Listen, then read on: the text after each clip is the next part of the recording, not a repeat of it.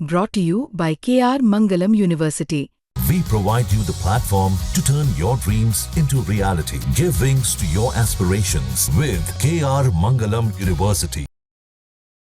कांग्रेस सांसद और नेता प्रतिपक्ष राहुल गांधी ने पिछले कुछ समय से जाति जनगणना का मुद्दा जोर शोर से उठाया, जिसका असर ये हुआ कि केंद्र सरकार ने जनगणना का ऐलान कर दिया।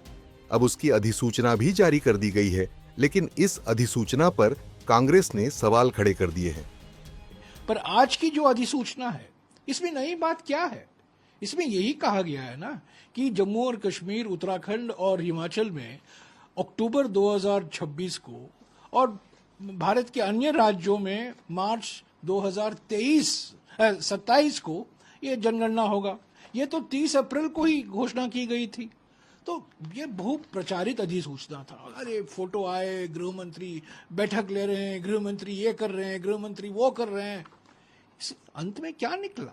यही जो 30 अप्रैल 2025 को आपने घोषणा की थी, वही तो आपने दोहराया है। इसमें कोई नई बात नहीं है।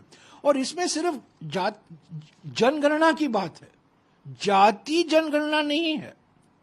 तो क्या हमारे जो पलटी मास्टर हैं, हमारे पीएम हैं, क्या एक और बार अपना उन्होंने मन बदल लिया है? क्यों इस अधिसूचना में कास्ट को लेकर, जाति को लेकर इसका कोई जिक्र नहीं किया गया? वहीं कांग्रेस नेता पवन खेड़ा ने अधिसूचना के 2 paper social media platform x पर पोस्ट किए हैं। पहली फोटो तेलंगाना के कांग्रेस सरकार की घोषणा की है, जिसे लेकर उन्होंने लिखा, तेलंगाना की कांग्रेस सरकार ने जाति जनगणना की घोषणा की, जिसमें जाति शब्द का 3 बार उल्लेख किया गया है।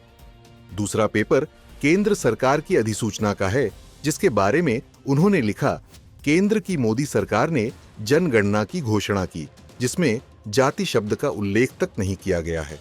समाजवादी पार्टी के अध्यक्ष अखिलेश यादव ने कहा कि बीजेपी के आंकड़ों पर किसी को भरोसा नहीं, हमें इस पर भी नजर रखनी होगी। वहीं आने वाले समय में सेंसस भी होने जा रहा है। अब तो तारीख भी आ गई है।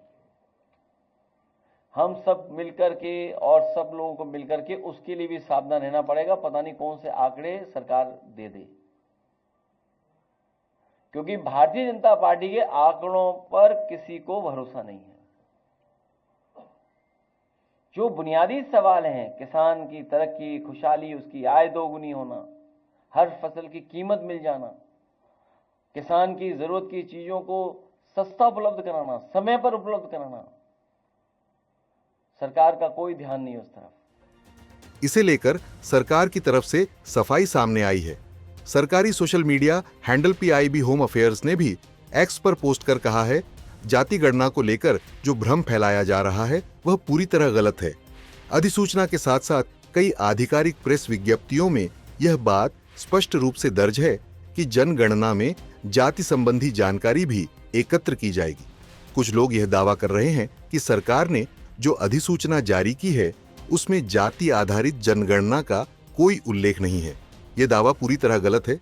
केंद्र सरकार ने 30 अप्रैल, 4 जून और 15 जून 2025 को प्रेस विज्ञप्तियों में साफ कहा है कि जनगणना 2027 में जाति का विवरण भी जुटाया जाएगा।